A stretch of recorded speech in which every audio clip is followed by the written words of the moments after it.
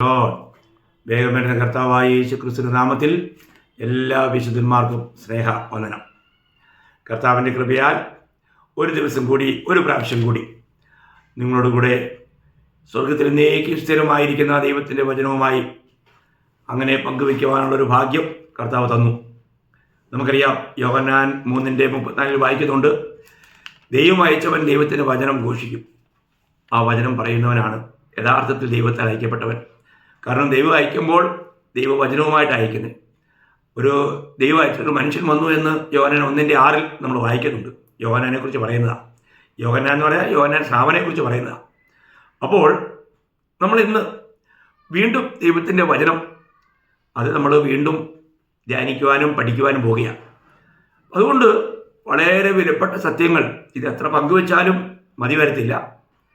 ആ വചനത്തിലൂടെ തന്നെയാണ് നമുക്ക് ജീവനുള്ള വളർച്ച. വളരുമാറാക്കുന്നവൻ ദൈവം. അതുകൊണ്ട് അത് വളർത്തുന്നത് തൻ്റെ വചനത്തിലൂടെയാണ്. ദൈവത്തിൻ്റെ മനുഷ്യൻ എല്ലാത്തിലും തികവ് പ്രാപിക്കുന്നത് തിരുവചനത്താലാണെന്ന് 2 തിമോത്തി 3:16-17 വാക്യങ്ങളിൽ പൗലോസ് പറയുന്നുണ്ട്. ഞാനെല്ലാം എടുത്ത് വായിപ്പിക്കുന്നില്ല. അപ്പോൾ നമ്മൾ ഇന്നലെ കണ്ടത് എന്തുവാ? ആദിമസഭ ദൈവത്തിൻ്റെ വചനം മറ്റുള്ളവരിലേക്ക് പരന്നു, മറ്റുള്ള ഇടങ്ങളിലേക്ക് പരന്നു, ദേശമെല്ലാം പരന്നു. അതെത്രയോ ശ്രേഷ്ഠമായ കാര്യമാണ്. നമ്മൾ എവിടെയായിരിക്കുന്നോ പ്രിയമുള്ളവരെ, അവിടെയെല്ലാം ഈ വചനം പരക്കണം. എല്ലാവരും ഈ വചനം കേൾക്കാനിടയാകണം. കാരണം ഇത് ദൈവത്തിൻ്റെ സത്യമാണ്, സത്യവചനമാണ്, ഇത് സത്യഗ്രന്ഥമാണെന്നല്ലേ നമ്മൾ ദാനിയേൽ 10:21 വായിക്കുന്നത്. സത്യഗ്രന്ഥത്തിൽ എഴുതിയിരിക്കുന്നു. അതെ, ഇത് സത്യഗ്രന്ഥമാണ്, ഇത് യഹോവയുടെ പുസ്തകമാണ്. അതുകൊണ്ട് നമ്മൾ ഈ വചനത്തിലൂടെ പറയുമ്പോൾ ഇതുപോലൊരു സത്യം വേറെ ഇല്ല. ഇന്ന് ജനങ്ങൾക്ക് സത്യം അറിയാൻ ആഗ്രഹമുണ്ടെങ്കിൽ ആ സത്യം ദൈവം നമ്മളെയാണ് പരമേൽപ്പിച്ചിരിക്കുന്നത്. അപ്പം അങ്ങനെയാണെങ്കിൽ നമ്മൾ ഈ വചനം പങ്കുവെച്ചില്ലെങ്കിൽ ദൈവഹൃദയത്തിന് എന്ത് ദുഃഖമായിരിക്കും, എന്ത് ദുഃഖമായിരിക്കും പ്രിയമുള്ളവരെ. നമ്മൾ ഈ വചനം പ്രാപിച്ചവരാണെങ്കിൽ, നമ്മുടെ നാട്ടിൽ പറയാറുണ്ടല്ലോ, പേപ്പട്ടി കാണുന്നതിനെ എല്ലാം കടിക്കും, പേവിഷയവാദം ഏറ്റി കഴിഞ്ഞാൽ. പ്രിയമുള്ളവരെ, അതിനേക്കാൾ വലിയൊരു വിഷയമല്ലേ ദൈവത്തിൻ്റെ സ്നേഹത്താൽ പിടിക്കപ്പെട്ട ഒരു വ്യക്തിക്ക് ഒരിക്കലും അത് അടക്കി വയ്ക്കാൻ കഴിയില്ല. ഓടി നടന്ന് സുവിശേഷം പറയുന്ന ഒരു പൗലോസിനെ നമ്മൾ കണ്ടു. എങ്ങും ആർക്കും തടയാൻ കഴിയാതെ വണ്ണം താൻ ഓടുക ഓടുക ഓടുക. എല്ലാവരോടും വചനം പറയുന്നതിനുള്ള തൻ്റെ ഉത്സാഹം അതെത്ര തീഷ്ണമായിരുന്നു. അപ്പോൾ ഇവിടെ പൗലോസ് 1 കൊരിന്ത്യർ 4:1-2 വാക്യത്തിൽ പറയുന്ന ഒരു കാര്യം ഞാൻ ഓർപ്പിക്കട്ടെ. ഞങ്ങളെ ക്രിസ്തുവിൻ്റെ ശുശ്രൂഷക്കാരും ദൈവമർമ്മങ്ങളുടെ ഗ്രഹവിചാരന്മാരും എന്നിങ്ങനെ ഓരോരുത്തൻ എണ്ണിക്കൊള്ളട്ടെ. ഗ്രഹവിചാരന്മാരിൽ അന്വേഷിക്കുന്നതോ അവർ വിശ്വസ്തരായിരിക്കണമെന്നത്രേ. ഗ്രഹവിചാരകന്മാരിൽ അന്വേഷിക്കുന്നതോ അവർ വിശ്വസ്തരായിരിക്കണമെന്നത്രേ. അപ്പോൾ നമ്മൾ ഓരോ രക്ഷിക്കപ്പെട്ട ദൈവമക്കളും ദൈവമർമ്മങ്ങളുടെ ഗ്രഹവിചാരന്മാരാണ്. ഓരോ രക്ഷിക്കപ്പെട്ട ദൈവമക്കളും ദൈവമർമ്മങ്ങളുടെ എന്ന് പറഞ്ഞാൽ ദൈവമാരാണെന്നുള്ളത്. ദൈവം ഈ യൂണിവേഴ്സിൻ്റെ ഒരു മർമ്മമാണ്. ആ ദൈവത്തിൻ്റെ മർമ്മമാണ് ക്രിസ്തു. ക്രിസ്തുവിൻ്റെ മർമ്മമാണ് സഭ. ഇനി സഭയുടെ ഒരു മർമ്മമുണ്ട്, അതാണ് ജയാളികൾ. ഇതൊക്കെ നമ്മൾ വരും ദിവസങ്ങളിൽ ഇതൊക്കെ ആഴമായിട്ട് പഠിക്കും. അപ്പോൾ നമ്മൾ ഒരു കാര്യം മനസ്സിലാക്കണം, നമ്മൾ ദൈവമർമ്മങ്ങളുടെ ഗ്രഹവിചാരന്മാരാണ്. ഇവിടെ പൗലോസ് പറയുന്ന ഒരു കാര്യം എന്ന് പറഞ്ഞാൽ, ഈ കാര്യങ്ങൾ ഇതൊക്കെ നിത്യസത്യങ്ങളാണ്. ഈ നിത്യസത്യങ്ങൾ ഏറ്റുവാങ്ങിയ ദൈവമക്കൾ സ്വർഗീയ കലവറയുടെ കാവൽക്കാരാണ്. അപ്പോൾ ആ കാവൽക്കാർ എങ്ങനെയായിരിക്കണം എന്ന് പറഞ്ഞാൽ, അവർ വിശ്വസ്തരായിരിക്കണം. ഞാൻ ഇന്ന് വിശ്വസ്തനാണോ? നമ്മൾ ചിന്തിക്കുക, ഞാൻ ഇന്ന് വിശ്വസ്തനാണോ? നമുക്കറിയാം, വിശ്വസ്തനായ ഒരു മനുഷ്യൻ താൻ വാങ്ങിയ കടം കൊടുത്തു തീരും വരെ സ്വസ്ഥനായിരിക്കുവാനായിട്ട് അവന് കഴിയില്ല. അപ്പോൾ അറിഞ്ഞ സത്യം അനേകരെ അറിയിക്കാതെ നമുക്ക് സ്വസ്ഥനായിരിക്കാൻ കഴിയുകയില്ല. അപ്പോൾ ഇങ്ങനെ അറിയിക്കുന്നതിൽ ഞാൻ ഇന്ന് വിശ്വസ്തനാണോ? ഞാൻ ഇന്നലെ നിങ്ങളോട് പറഞ്ഞിരുന്നല്ലോ, നിങ്ങൾക്ക് നിങ്ങളെക്കുറിച്ച് തന്നെ എന്ത് പറയാൻ കഴിയും? ഇത് കേട്ടിട്ട് ഒരു വ്യക്തിയോടെങ്കിലും ഇന്നത്തെ ദിവസം, ഞാനിപ്പോൾ ഇത് നിങ്ങളെപ്പോഴായി കേൾക്കുന്നത് എനിക്ക് അറിഞ്ഞുകൂടാ, ഞാനിത് റെക്കോർഡ് ചെയ്യുന്നത് ഇപ്പോൾ 7:15. അപ്പോൾ ആ ഒരു സമയത്താണ് ഞാൻ നിങ്ങളോട് വൈകുന്നേരം 7:15. അപ്പോൾ ഈ പകൽക്കാലം എത്ര പേരോട് നമുക്ക് ഈ സുവിശേഷങ്ങളെ കുറിച്ച് പറയാൻ കഴിഞ്ഞു? നമ്മൾ സ്വയം ചോദിക്കണം. നമ്മൾ വിശ്വസ്തരാണോ? രക്ഷിക്കപ്പെട്ട ഒരു വ്യക്തിയുടെ ഏറ്റവും വലിയ കാര്യമാണ് പ്രിയമുള്ളവരെ, നമ്മൾ ഈ നിത്യസത്യം കർത്താവായ യേശു ക്രിസ്തു, അവിടുത്തെ വചനം, ഇത് നമ്മൾ മറ്റുള്ളവർക്ക് പങ്കു കൊടുക്കണം, ഇത് പങ്കുവയ്ക്കണം. ഞാൻ രക്ഷിക്കപ്പെട്ട അനേരെയും കാണുമ്പോൾ അവരുടെ മുഖത്തൊരു സന്തോഷമില്ല. എന്തായിരിക്കാം?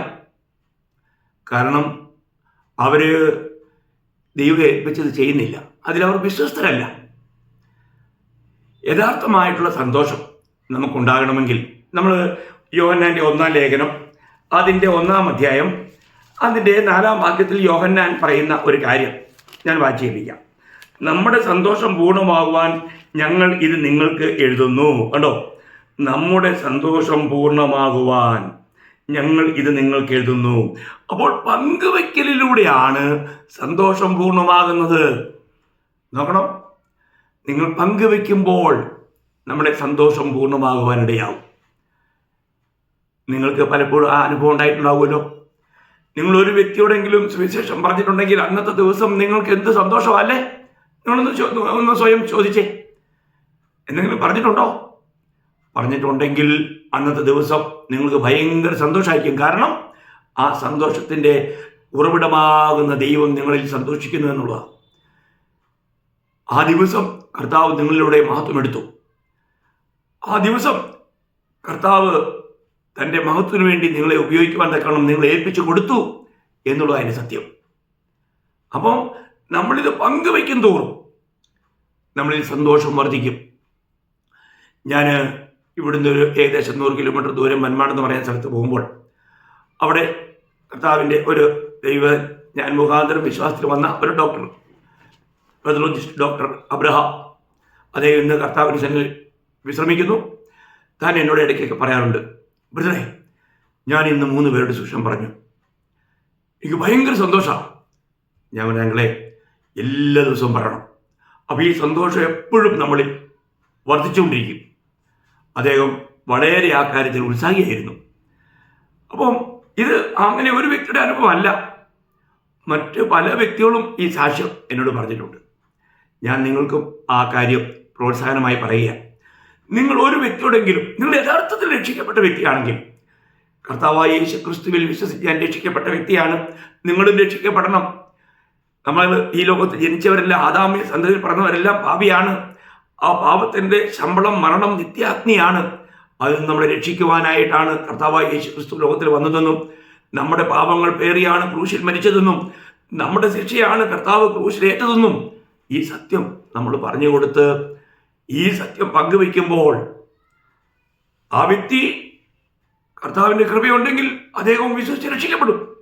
ഇല്ലെങ്കിൽ തന്നെ അദ്ദേഹം കർത്താവിനെ രക്ഷിതാവായി സ്വീകരിച്ചില്ലെങ്കിൽ പോലും നിങ്ങളിലുള്ള സന്തോഷം അത് വർദ്ധിക്കും. അതെടുത്ത് കളയാൻ ആർക്കും പറ്റിയല്ല. നിങ്ങൾ പറയുമ്പോൾ നിങ്ങൾ പറയുന്നില്ലെങ്കിൽ നിങ്ങൾക്ക് സന്തോഷിക്കാൻ പറ്റത്തില്ല പ്രിയമുള്ളവരെ.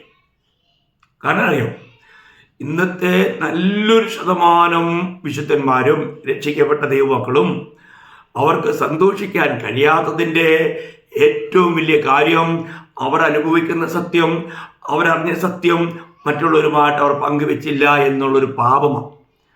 നിങ്ങളിത് പറഞ്ഞില്ലെങ്കിൽ പാപമാവട്ടോ. ഞാനൊരു വാക്യം നിങ്ങൾക്ക് അതിനു വേണ്ടിയിട്ട് പറഞ്ഞുതരാം. ലേവ്യ പുസ്തകം 5-ാം അധ്യായത്തിൻ്റെ 1-ാം വാക്യം ഞാൻ നിങ്ങളോട് പറയാം. ഒരുത്തൻ സത്യവാചകം കേട്ടിട്ട് താൻ സാക്ഷിയായി കാണുകയോ അറിയുകയോ ചെയ്തത് അറിയിക്കാതെ അങ്ങനെ പാപം ചെയ്താൽ അവൻ തൻ്റെ കുറ്റം വഹിക്കണം. ഉണ്ടോ? നോക്കണമേ, നമ്മളിത് ഈ സത്യം നമ്മൾ അനുഭവമാക്കിയതാ. നമുക്ക് പാപക്ഷമയുടെ അനുഭവമുണ്ട്, നമ്മൾ അറിഞ്ഞ സത്യമാണ്.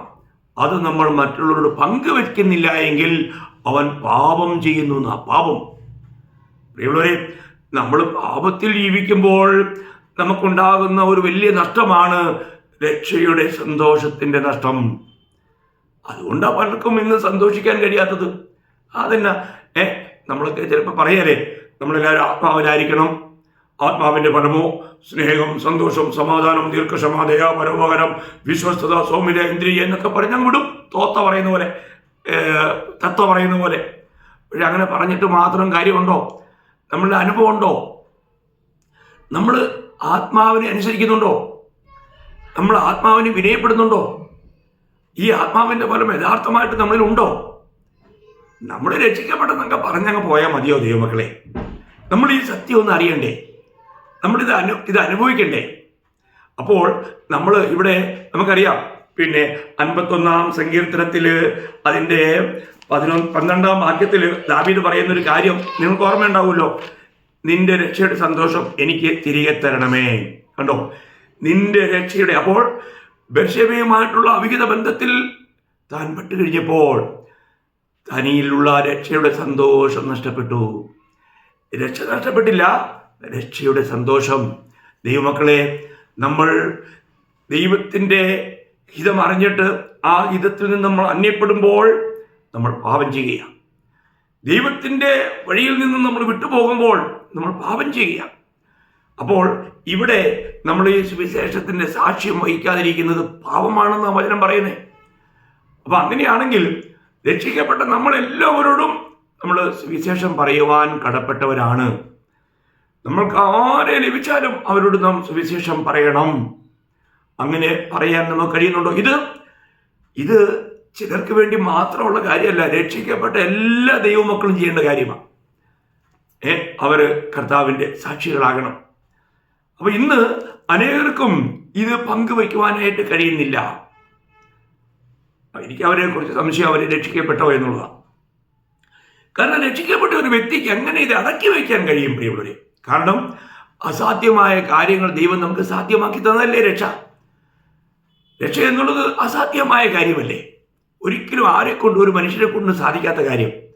അത് അവിടുത്തെ കൃപയാൽ ദൈവം നമുക്ക് സാധ്യതമാക്കിയെങ്കിൽ ഈ വലിയ സന്തോഷത്തിൻ്റെ കാര്യം എങ്ങനെ പങ്കുവയ്ക്കാതിരിക്കും? ഇന്ന് അനേകർക്കും അവരുടെ സന്തോഷം ലോകപരമായ കാര്യങ്ങളാണ്. ലോക നേട്ടങ്ങളൊക്കെ അവരുടെ സന്തോഷം. അവർക്ക് ക്രിസ്തുവിനെ നേടുന്നതിൽ അതിൻ്റെ ഒരു ആഗ്രഹവും ഇല്ല, ആ ഒരു ലക്ഷ്യത്തിലുമല്ല ജീവിതം. നമ്മളത് വളരെ വ്യക്തമായിട്ട് മനസ്സിലാക്കണം. എൻ്റെ ജീവിത ലക്ഷ്യം ക്രിസ്തുവിനെ നേടുക എന്നുള്ളതാണോ, അതോ ലോകത്തെ നേടുകയാണോ? ലോകത്തിൻ്റെ ധനത്തിന് പിന്നാലെ, സ്ഥാനമാനങ്ങൾക്ക് പിന്നാലെയും കസേരയുടെ പിന്നാലെയൊക്കെ ഓടുന്ന അനേകരെ നമുക്ക് കാണാൻ കഴിയും. അതാണോ പ്രിയമുള്ളത് നമ്മുടെ ലക്ഷ്യം? നമുക്കറിയാം, നമ്മൾ പിന്നെ ലൂക്കോസിൻ്റെ സുവിശേഷം അതിൻ്റെ 10-ാം അധ്യായം അതിൻ്റെ 17 മുതൽ 20 വരെ വായിക്കുമ്പോൾ അവിടെ നമുക്ക് കാണാൻ കഴിയുന്നത്, ആ 70 പേർ സന്തോഷത്തോടുകൂടെ മടങ്ങി വന്നു.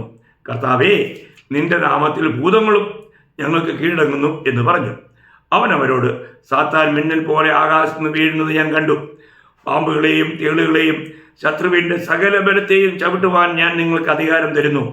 ഒന്നും നിങ്ങൾക്ക് ഒരിക്കലും ദോഷം വരുത്തുകയുമില്ല. എങ്കിലും ഭൂതങ്ങൾ നിങ്ങൾക്ക് കീഴടങ്ങുന്നതിലല്ല, നിങ്ങൾ പേർ സ്വർഗത്തിൽ എഴുതിയിരിക്കുന്നതിൽ അത്രയും സന്തോഷിപ്പേൻ. കണ്ടോ, ഇവരുടെ സന്തോഷം എവിടെയായിരുന്നു? ഇവരുടെ സന്തോഷം ഭൂതങ്ങൾ ഞങ്ങൾക്ക് കീഴടങ്ങുന്നു. അവരൊക്കെ ഒരിക്കലും അനുഭവമില്ലാത്ത കാര്യമല്ലേ? കർത്താവായ യേശു ക്രിസ്തുവിന്റെ നാമത്തിൽ ഭൂതങ്ങൾ വിട്ടുപോകുന്നു. പല അത്ഭുതങ്ങൾ, അടയാളങ്ങൾ അവരിലൂടെ നടന്നു. അതിലൊക്കെ അവർ സന്തോഷിച്ചേ. അപ്പോൾ കർത്താവ് അവർക്ക് അവരുടെ സന്തോഷം മിഥ്യാ സന്തോഷമാണെന്ന് അറിഞ്ഞ കർത്താവ് അവരോട് പറയുകയാണ്, ഭൂതങ്ങൾ നിങ്ങൾക്ക് കീഴടങ്ങുന്നതിലല്ല നിങ്ങൾ സന്തോഷിക്കേണ്ടേ. നാളെ നിങ്ങൾക്ക് അങ്ങനെ സംഭവിച്ചില്ലെങ്കിൽ നിങ്ങൾ സന്തോഷം പോയില്ലേ? എന്നാൽ നിലനിൽക്കുന്ന ഒരു സന്തോഷത്തിൻ്റെ പാത്രമാണ് നിങ്ങൾ. ആ നിലനിൽക്കുന്ന സന്തോഷം എന്താണ്? അത് നിങ്ങളുടെ പേർ സ്വർഗത്തിൽ എഴുതിയിരിക്കുന്നു എന്നുള്ളതാണ്. നോക്കണം ദൈവമക്കളെ, ഇന്ന് ആ ഉറപ്പ് നിങ്ങൾക്കുണ്ടോ? എൻ്റെ പേർ സ്വർഗത്തിലുണ്ട് എന്നുള്ള ഉറപ്പുണ്ടോ? നമുക്കറിയാം, ഫിലിപ്പിയർ 3:20 പറയുന്നത്, നമ്മുടെ പൗരത്വമോ സ്വർഗത്തിലാവുന്നു. ഈ സ്വർഗത്തിൽ വീണ്ടും ജനിച്ച ഓരോരുത്തരും സ്വർഗത്തിൻ്റെ പൗരന്മാരാണ്. നമ്മുടെ പേര്, എല്ലാ പൗരൻ്റെയും പേര് ആ ദേശത്തുണ്ട്, സ്വർഗത്തിലുണ്ട്, ജീവപുസ്തകത്തിലുണ്ട്. നമ്മൾ ജീവൻ പ്രാപിച്ചവരാ, ക്രിസ്തു ഉള്ളവരാ. അങ്ങനെയാണെങ്കിൽ നമ്മൾ ഈ ഒരു യാഥാർത്ഥ്യം മനസ്സിലാക്കണം. യഥാർത്ഥമായിട്ടും എന്നെ രക്ഷിച്ച ഈ കർത്താവിനെ എനിക്ക് മഹത്വപ്പെടുത്താൻ കഴിയുന്നുണ്ടോ? ഇവിടെ ഇവരുടെ ആ സന്തോഷം കണ്ടപ്പോൾ കർത്താവിന് കരച്ചിൽ വന്ന് കാണൂല്ലേ? അല്ലേ? നമ്മൾ ചിന്തിക്കുക, നമ്മൾ ഇത് എന്തിനാ സന്തോഷിക്കേണ്ട പ്രിയപ്പെട്ടവരെ? നമ്മൾക്ക് നമ്മുടെ കർത്താവിൽ സന്തോഷിക്കാൻ കഴിയുന്നുണ്ടോ? പൗലോസ്ലീഹ കാരാഗൃഹത്തിൽ കടന്നുകൊണ്ട് പോലും ഫിലിപ്പർ 4:4 പറയുന്നത്, എപ്പോഴും സന്തോഷിപ്പിൻ. ഞാൻ പിന്നെയും പറയുന്നു, നിങ്ങൾ കർത്താവിൽ എപ്പോഴും സന്തോഷിപ്പിൻ. നമ്മുടെ സന്തോഷം കർത്താവിലല്ലേ പ്രിയമുള്ളവരെ? കർത്താവിന് വെളിയിലേക്കുള്ള എല്ലാ സന്തോഷങ്ങളിലും ദൈവം ദുഃഖിക്കുന്നു. നമ്മൾ സന്തോഷിക്കേണ്ടത് കർത്താവിലാണ്. ആ കർത്താവിലുള്ള സന്തോഷം ഇന്ന് നമുക്കുണ്ടോ? യഥാർത്ഥമായിട്ടും നമുക്ക് ഒരു സന്തോഷമുള്ളവരായി ജീവിക്കാൻ കഴിയുന്നുണ്ടോ? നമ്മളോട് തന്നെ ചോദിക്കണം. നമുക്ക് സന്തോഷമുണ്ടെങ്കിൽ നമുക്ക് സ്വർഗത്തെ പോലും സന്തോഷിപ്പിക്കാൻ കഴിയും. സ്വർഗത്തെ സന്തോഷിപ്പിക്കാൻ ഒരിക്കലെങ്കിലും കഴിഞ്ഞിട്ടുണ്ടോ ഈ ജീവിതയാത്രയിൽ? സ്വർഗം എത്ര ദൂരമല്ലേ? എന്നാൽ ഈ സ്വർഗത്തെ സന്തോഷിപ്പിക്കുവാനായിട്ട് രക്ഷിക്കപ്പെട്ട ഒരു ദൈവത്തിൽ കഴിയും. എപ്പോഴാണെന്നറിയാമോ? കർത്താവ് പഠിപ്പിച്ചില്ലേ? യോഹന്നാൻ ലൂക്കോസിന് ശേഷം അതിൻ്റെ 15-ാം അധ്യായം 7-ാം വാക്യം. ഒരുപാടൊക്കെ വായിക്കാറുണ്ടെങ്കിലും ഞാൻ ചുരുങ്ങിയ വാക്കുകളിലൂടെ നിങ്ങൾക്ക് പറഞ്ഞുതരാം. ലൂക്കോസ് 15:7. അങ്ങനെ തന്നെ മാനസാന്തരം കൊണ്ട് ആവശ്യമില്ലാത്ത 99 നീതിമാന്മാരെ കുറിച്ചുള്ളതിനേക്കാൾ മാനസാന്തരപ്പെടുന്ന ഒരു പാപിയെ ചൊല്ലി സ്വർഗത്തിൽ അധികം സന്തോഷമുണ്ടാകും എന്ന് ഞാൻ നിങ്ങളോട് പറയുന്നു. കണ്ടോ? അപ്പോൾ നിങ്ങൾ ഒരു വ്യക്തിയോട് സുവിശേഷം പറയുമ്പോൾ ആ വ്യക്തിക്ക് പാപബോധം വരുത്തുന്നത് ദൈവത്തിന്റെ പരിശുദ്ധാത്മാവാണ്. പക്ഷെ പറയുന്നത് നിങ്ങളാണ്. നിങ്ങൾ ദൈവത്തെ അനുസരിക്കുന്നു, നിങ്ങൾ ദൈവവചനം അവരോട് പങ്കുവെക്കുന്നു. അങ്ങനെ പങ്കുവെക്കുമ്പോൾ അവർക്ക് മാനസാന്തരം, പിതാവ് അവനോട് ദയ ചെയ്യുമ്പോൾ കർത്താവ് അവരെ എന്ത് ചെയ്യുന്നു? കൈക്കൊള്ളുന്നു, പരിശുദ്ധാത്മാവിൽ മുദ്രയിടുന്നു. അപ്പോൾ പിതാപുത്ര പരിശുദ്ധാത്മാവും തൻ്റെ വിശ്വസ്തനായ ഒരു ദാസനോട് ചേർന്ന വാസ്തവത്തിൽ ഒരു വ്യക്തിയെ രക്ഷയിലേക്ക് നയിക്കുന്നത് വലിയ കാര്യമാണ്. നമ്മൾ കർത്താവിൻ്റെ കൂട്ടുവേലക്കാരായിട്ട് തിരഞ്ഞെടുക്കപ്പെട്ടവരാണ് ഓരോ വിശുദ്ധന്മാരും. നമ്മൾ മനസ്സിലാക്കണം എത്ര വലിയ ദൗത്യമാണ് ദൈവം നമുക്ക് തന്നിരിക്കുന്നത്. അപ്പോൾ അങ്ങനെ നമ്മൾ കർത്താവിൻ്റെ സുവിശേഷം പറയുമ്പോൾ, സുവിശേഷം എന്ന് പറഞ്ഞാൽ കർത്താവായ യേശു ക്രിസ്തുവാണ്, അല്ലേ? ദാവീദിന്റെ സന്തതിയായി ജനിച്ച് മരിച്ചുയർത്തെഴുന്നേറ്റ യേശു ക്രിസ്തുവിനെ ഓർത്തുകൊള്ളുക, അതാവുന്നു എൻ്റെ സുവിശേഷം. അപ്പോൾ കർത്താവായ യേശു ക്രിസ്തുവിനെ നമ്മൾ ഒരിലേക്ക് പകരുമ്പോൾ, 2 തിമോത്തി 2:8 ഞാൻ പറഞ്ഞത്. നിങ്ങൾക്ക് വചനം വേണമെങ്കിൽ ഞങ്ങൾ പറഞ്ഞു പോകുന്നതേ ഉള്ളൂ. അപ്പോൾ നമുക്ക് ഈ കർത്താവിനെ ഒരു വ്യക്തിയിലേക്ക് പകരുമ്പോൾ ആ വ്യക്തികൾ മാനസാന്തരപ്പെടുന്നു, അവർ രക്ഷിക്കപ്പെടുന്നു.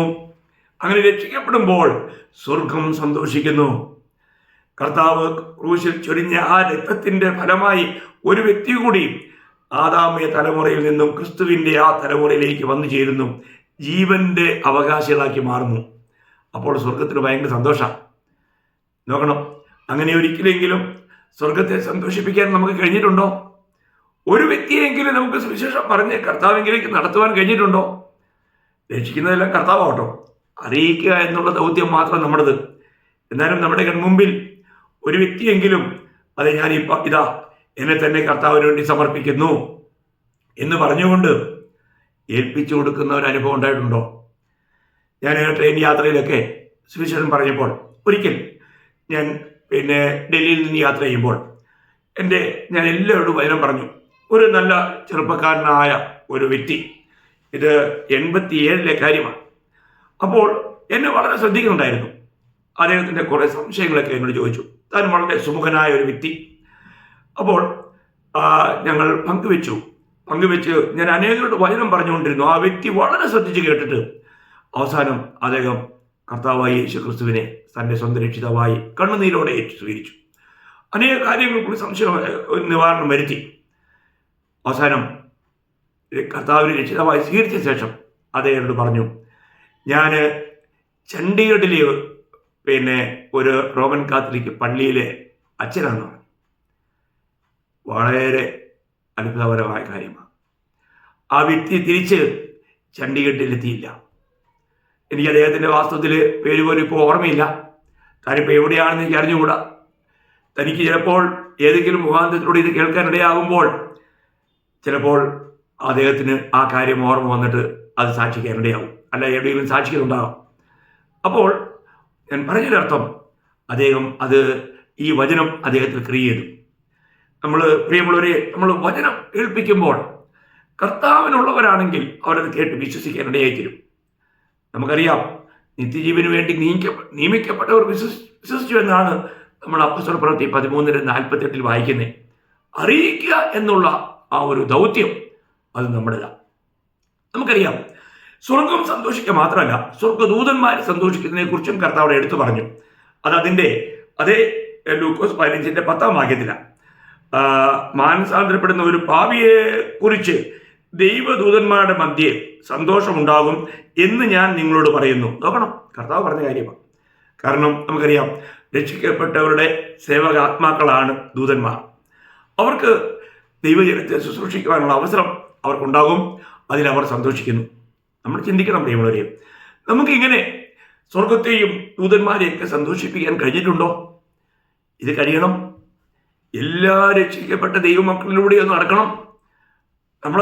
അത് അനുഭവമാക്കണം. നമുക്ക് എപ്പോഴും ആ രക്ഷയുടെ സന്തോഷത്തിൽ നമുക്ക് ജീവിക്കുവാൻ കഴിയണം. നമ്മൾ ദൈവവചനം അറിയിക്കാതെ വരുമ്പോൾ നമുക്ക് പാപം ചെയ്ത് ആ രക്ഷയുടെ സന്തോഷം നഷ്ടപ്പെട്ടിട്ട് നമ്മളെപ്പോഴും ജ്ഞാനവദനായി ജീവിക്കുവാൻ ദൈവം നമ്മളെക്കുറിച്ച് ആഗ്രഹിക്കുന്നില്ല പ്രിയമുള്ളവരെ. നമുക്കെപ്പോഴും കർത്താവിൻ്റെ ആ സന്തോഷത്തിൽ, കർത്താവിൻ്റെ ആ സ്നേഹത്തിൽ നമ്മളായിരിക്കുന്നുവെങ്കിൽ മാത്രമേ നമുക്ക് ഈ നിലയിൽ കർത്താവിനെ മഹത്വപ്പെടുത്താൻ പറ്റും. നമ്മുടെ കർത്താവ് പറഞ്ഞ ഒരു വളരെ ശ്രേഷ്ഠമായൊരു കാര്യം ഞാൻ നിങ്ങളെ ഓർപ്പിക്കാൻ ആഗ്രഹിക്കുകയാണ്. അത് യോഹന്നാന്റെ സുവിശേഷം 15-ാം അധ്യായം അതിൻ്റെ 9 മുതൽ 11 വരെയുള്ള വാക്യങ്ങളാണ്. വളരെ വിശിഷ്ടമായ കാര്യമാണ്. ഇതാ, പിതാവ് എന്നെ സ്നേഹിക്കുന്നത് പോലെ ഞാനും നിങ്ങളെ സ്നേഹിക്കുന്നു. എൻ്റെ സ്നേഹത്തിൽ വസിപ്പിൻ. ഞാൻ എൻ്റെ പിതാവിൻ്റെ കൽപ്പനകൾ പ്രമാണിച്ച് അവൻ്റെ സ്നേഹത്തിൽ വസിക്കുന്നത് പോലെ നിങ്ങൾ എൻ്റെ കൽപ്പനകളെ പ്രമാണിച്ചാൽ എൻ്റെ സ്നേഹത്തിൽ വസിക്കും. 11-ാം വാക്യം ശ്രദ്ധിക്കണം. എൻ്റെ സന്തോഷം നിങ്ങളിൽ ഇരിപ്പാനും നിങ്ങളുടെ സന്തോഷം പൂർണ്ണമാകുവാനും ഞാനിത് നിങ്ങളോട് സംസാരിച്ചിരിക്കുന്നു. കണ്ടോ, നമ്മുടെ സന്തോഷം പൂർണ്ണമാകണമെങ്കിൽ നമ്മൾ കർത്താവിൻ്റെ സ്നേഹത്തിൽ വസിക്കണം. അപ്പം കർത്താവ് യോഹന്നാൻ 14:15 പറഞ്ഞല്ലോ, എന്നെ സ്നേഹിക്കുന്നവൻ എൻ്റെ കൽപ്പനകളെ പ്രമാണിക്കും. അപ്പോൾ കർത്താവ് സഭയെക്കുറിച്ച് ആഗ്രഹിക്കുന്ന, സഭ അതിൻ്റെ ശരിയായ വെളിച്ചം കൊടുക്കണമെങ്കിൽ പ്രിയമുള്ളവരെ, നമ്മളിലൂടെ ഈ ജീവന്റെ വചനം മറ്റുള്ളവരിലേക്ക് പോകണം. നമ്മൾ സുവിശേഷം അറിയിക്കുന്നില്ല എങ്കിൽ, ഫിലിപ്പിയ ലേഖനത്തിൽ പ്രത്യേകം എടുത്ത് പറയുന്നുണ്ട്. ഫിലിപ്പിയ ലേഖനം 2-ാം അധ്യായം ആ വാക്യങ്ങളെല്ലാം പറയാനായിട്ട് അതിൻ്റെ 15-ാം വാക്യം, അവരുടെ ഇടയിൽ നിങ്ങൾ ജീവന്റെ വചനം പ്രമാണിച്ചുകൊണ്ട് ലോകത്തിൽ ജ്യോതിസുകളെ പോലെ പ്രകാശിക്കുന്നു.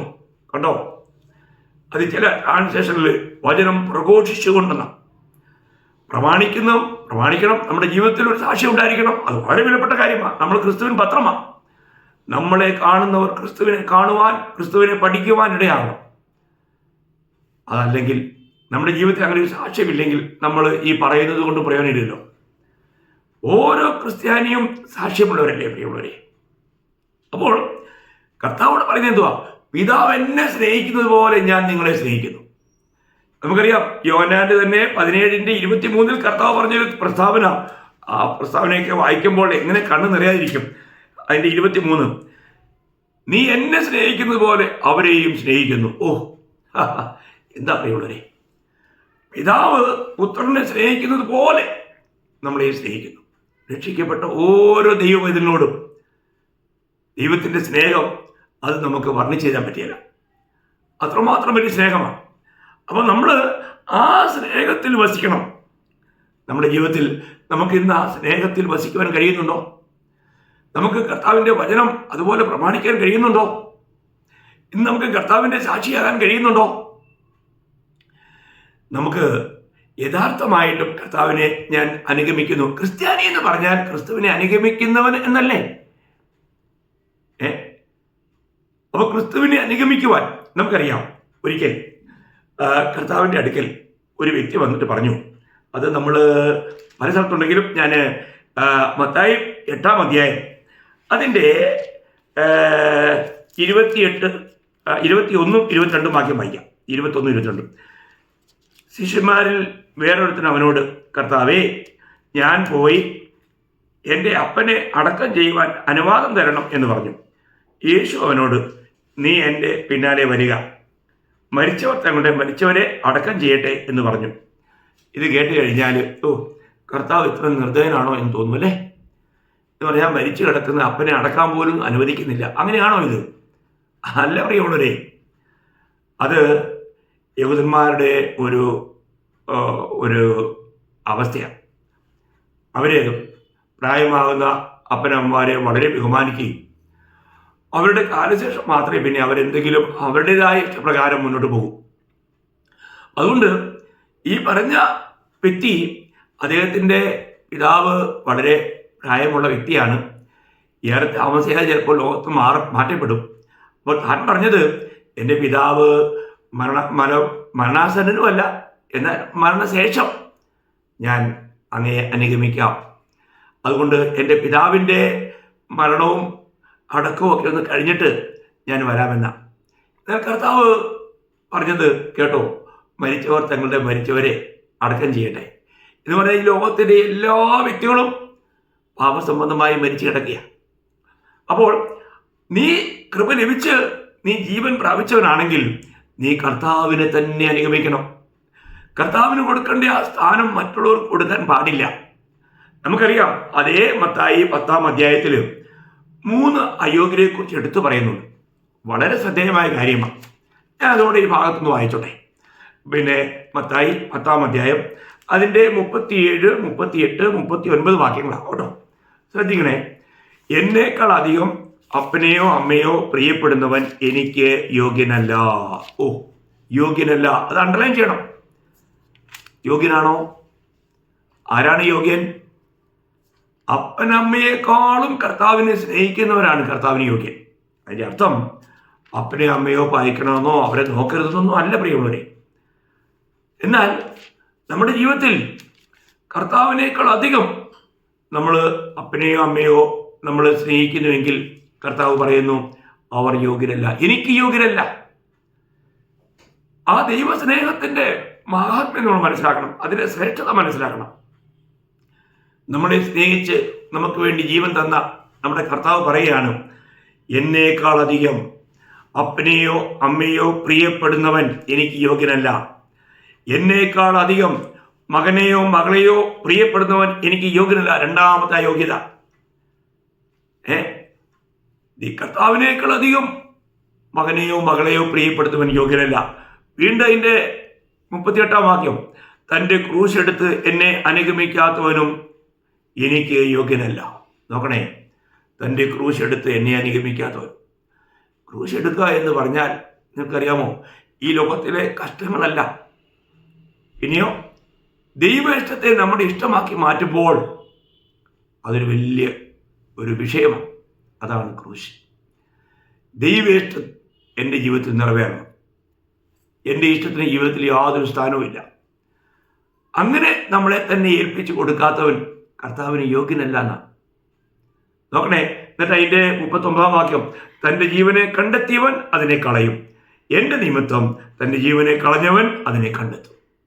അതാണ് ക്രിസ്ത്യ ജീവിതത്തിലെ ഏറ്റവും പരമപ്രധാനമായ കാര്യം. നമ്മുടെ ജീവിതത്തിൽ നമ്മൾ കർത്താവിന് കൊടുക്കേണ്ട ആ വില നമ്മൾ കൊടുക്കാൻ തയ്യാറാകുന്നുണ്ടോ പ്രിയമുള്ളവരെ? അങ്ങനെയല്ലെങ്കിൽ നമ്മൾ വഞ്ചിക്കപ്പെടും.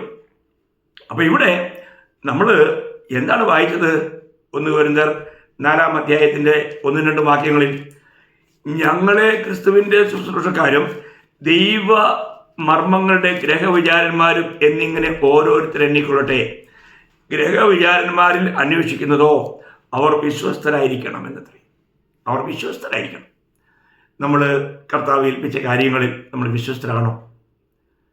ഇന്ന് ഞാൻ കർത്താവിന് വിശ്വസ്തനായിട്ട് കർത്താവിൻ്റെ വേല ചെയ്യുന്നുണ്ടോ? കർത്താവിനെ അനുഗമിക്കുന്നുണ്ടോ? അതൊരു വലിയ ചോദ്യമാണ് പ്രിയമുള്ളവരെ. കാരണം ഞാനിവിടെ നിങ്ങളോട് പറയാൻ ആഗ്രഹിക്കുന്നത്, നമ്മുടെ വിശ്വസ്തത അത് വിശ്വസ്തന്മാർ മാത്രമേ ഈ ലോക ജീവിതത്തിൽ ഇത് വളരെ ഗഹനമായി പഠിക്കേണ്ട ഒരു കാര്യമാണ്. നമ്മൾ 101-ാം സങ്കീർത്തനത്തിൻ്റെ 6-ാം വാക്യം വായിക്കുമ്പോൾ, ദേശത്തിലെ വിശ്വസ്തന്മാർ എന്നോടുകൂടെ പാർക്കേണ്ടതിന് എൻ്റെ ദൃഷ്ടി അവരുടെ മേലിരിക്കുന്നു. ആരാണ് കർത്താവിനോട് പാർക്കുക? വിശ്വസ്തന്മാർ. ഈ ചെറിയൊരു ആയുസ്, ഈ അല്പായുസ് നമ്മൾ കർത്താവിനോടുകൂടെ വിശ്വസ്തരായിട്ടില്ല എങ്കിൽ അവർ കർത്താവിനോട് പാർക്കുകയില്ല കേട്ടോ. കർത്താവിനോട് പാർക്കണമെങ്കിൽ നമ്മൾ വിശ്വസ്തരായിരിക്കണം. എന്നാൽ നമുക്കറിയാമല്ലോ, പൗലോസ്ലീഹ തന്നെ കുറിച്ച് തന്നെ പറയുന്ന ഒരു വിലപ്പെട്ട സാക്ഷ്യം 1 തിമോത്തിയോസ് 1 അധ്യായം അതിൻ്റെ 12 വാക്യത്തിലുണ്ട്. 1 തിമോത്തിയോസ് 1 അധ്യായം 12 വാക്യം. അവിടെ വായിക്കുന്നത്, പൗലോസ്ലീഹ പറയുന്നത്, എന്നെ വിശ്വസ്തനെന്ന് എണ്ണി ശുശ്രൂഷയ്ക്ക് ആക്കിയത് കൊണ്ട് ഞാൻ അവനെ സ്തുതിക്കുന്നു. എന്നെ വിശ്വസ്തനെന്ന് എണ്ണി. നമുക്കറിയാം, അപ്പോസ്തലപ്രവൃത്തി 9:15 പൗലോസ്ലീഹയെ വിളിച്ച് വേർപെടുത്തുന്നു. 10 വർഷങ്ങൾ കർത്താവ് അവനെ പരിശോധിക്കുന്നു. അതിനുശേഷമാണ് അപ്പോസ്തലപ്രവൃത്തി 13 അധ്യായത്തിൽ ആ പ്രത്യേകമായ ശുശ്രൂഷയ്ക്ക് വേണ്ടി വിളിച്ച് വേർപെടുത്തുന്നത്. 10 വർഷം പരിശോധിച്ചു. 10 വർഷത്തെ പരിശോധനയിൽ കർത്താവ് തന്നെ വിശ്വസ്തനെന്ന് കണ്ടെന്നാണ് പറഞ്ഞത്. അതാ സത്യം. നമ്മുടെ ജീവിതത്തിൽ കർത്താവ് നമ്മളെ പടിപടിയായി ഈ സേവയിൽ ഉയർത്തുന്ന, പ്രത്യേക നിലയിൽ ശുശ്രൂഷയിൽ വളർത്തുന്ന ഒരു പദവിയുണ്ട്. എൻ്റെ ജീവിതത്തിൽ 14 വർഷം എന്നെ കർത്താവ് ശോധന ചെയ്തു. വിശ്വസ്തനെന്ന് എണ്ണി കർത്താവ് നാസിക്കിൽ കർത്താവിൻ്റെ ഒരു നിലവിളക്ക് സ്ഥാപിക്കുവാനായിട്ട് എഴുന്നേൽപ്പിച്ചു. ഇന്ന് വരെ ആ നിലവിളക്ക് കത്തി ജ്വലിച്ചുകൊണ്ടിരിക്കുക, വളരെ ശക്തമായി ജ്വലിച്ചുകൊണ്ടിരിക്കുക, ദേശത്തിന് വെളിച്ചം പ്രകാശം കൊടുത്തുകൊണ്ടിരിക്കുക. വളരെ വിലപ്പെട്ട കാര്യം. അതിൻ്റെയൊക്കെ ആഴമേറിയ സത്യങ്ങൾ നമ്മൾ വീണ്ടും വീണ്ടും കേൾക്കും. വളരെ വിലപ്പെട്ട സത്യം നമ്മൾ അറിയണം പ്രിയമുള്ളവരെ. നമ്മൾ ഇന്ന് വാസ്തവത്തിൽ കർത്താവ് നമ്മളെ തൻ്റെ മഹത്വത്തിനുവേണ്ടി ഉപയോഗിക്കുന്നുണ്ടോ? വിശ്വസ്തനായിരിക്കുന്നുണ്ടോ? ഈ വിശ്വസ്തത നമ്മുടെ ജീവിതത്തിൽ വേണം. നമുക്കറിയാം, നമ്മൾ സ്നാനപ്പെട്ട് ആ സ്നാനജലത്തിൽ നിന്ന് മുളി വരുമ്പോൾ അവിടെ ശുശ്രൂഷകൻ 2 കരങ്ങളും നമ്മുടെ തലമേൽ വെച്ച് ഒരു ആശീർവാദം പറയുന്ന കാര്യം വെളിപ്പാട് പുസ്തകം 2 അധ്യായം 10 വാക്യത്തിൻ്റെ അവസാന ഭാഗത്ത് വായിക്കുന്നുണ്ട്. മരണപര്യന്തം വിശ്വസ്തനായിരിക്കുക, എന്നാൽ ഞാൻ ജീവകളും നിനക്ക് തരും. മരണപര്യന്തം വിശ്വസ്തനായിരിക്കണം. ദൈവമക്കളെ, നമ്മൾ യഥാർത്ഥമായിട്ടും ഇന്ന് മരണപര്യന്തം വിശ്വസ്തനായിരിക്കുന്ന ഒരു അനുഭവത്തിൽ നമുക്ക് കഴിയുവാൻ കഴിയുന്നുണ്ടോ? ഇന്ന് നമുക്ക് ദൈവത്തോട് വിശ്വസ്തനായി ജീവിക്കുവാൻ കഴിയുന്നുണ്ടോ? നമ്മൾ പരിശോധിക്കുന്നത് നന്നായിരിക്കുമെന്നാണ് പറയാനുള്ളത്. അപ്പോൾ ഇവിടെ പൗലോസ് പറയുന്നതാണ്, ഞാൻ കടക്കാരനാണ്. ഞാൻ ഈ കടക്കാരനായതുകൊണ്ട് ഈ കടം വീട്ടുവാൻ വേണ്ടി ഞാൻ അധ്വാനിക്കുകയാണ്. കർത്താവിനെ ഞാൻ പിൻപറ്റുകയാണ്. അവൻ്റെ സ്നേഹത്തിൽ വസിച്ചുകൊണ്ട് അവിടുത്തെ കൽപ്പനയെ പൂർണ്ണ മനസ്സോടെ അനുസരിച്ചുകൊണ്ട് താൻ ഓടുകയാണ്. തൻ്റെ പ്രാണനെ പോലും അപ്രിയമായി കണ്ടുകൊണ്ട് ദൈവം തന്ന ദൈവകൃപയുടെ സുവിശേഷം ജനങ്ങളിലേക്ക് എത്തിക്കുവാൻ ഓടുന്ന നല്ല ഒരു കർത്താവിൻ്റെ ദാസനായ പൗലോസ്ലീഹ. ഇതുപോലെ നാം ഓരോരുത്തരും ആയിരിക്കണം. അതാ ദൈവം നമ്മളെക്കുറിച്ച് ആഗ്രഹിക്കുന്നത്. അപ്പം അതുകൊണ്ട് ഞാനൊരു കടക്കാരൻ എന്നുള്ള ബോധത്തോടെ നമ്മളെ ഏൽപ്പിച്ച ഈ ദൈവത്തിൻ്റെ വിലപ്പെട്ട നിത്യസത്യങ്ങൾ ഏറ്റുവാങ്ങിയ നമ്മളെ പരമേൽപ്പിച്ച ദൈവം വിശ്വാസം നിന്ന് എണ്ണി നമ്മളെ ഏൽപ്പിച്ച കാര്യങ്ങൾ നമ്മൾ ശരിയായ നിലയിൽ വ്യാപാരം ചെയ്യുന്നുണ്ടോ? മറ്റുള്ളവരിലേക്ക് എത്തിക്കുന്നുണ്ടോ? അതൊരു വലിയ ചോദ്യമാണ്. അതിന് നമ്മൾ ഉത്തരം പറയണം. ഒരിക്കൽ മരണവും പിന്നെ ന്യായവിധിയും സകലർക്കും ദൈവം നിയമിച്ചിരിക്കുക. പ്രിയമുള്ളവരെ, ചെറിയൊരായുസ് നമുക്ക് കർത്താവിൻ്റെ ഉത്തമ സാക്ഷികളായി അനേകരെ ക്രിസ്തുവിലേക്ക് നേടുന്ന കർത്താവിൻ പത്രമായി കർത്താവിൻ്റെ ജ്ഞാനത്തിൻ്റെ സുഗന്ധം പരത്തുന്നവരായി നമുക്ക് ജീവിക്കാം.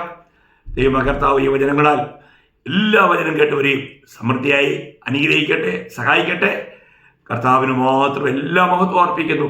ആമേൻ.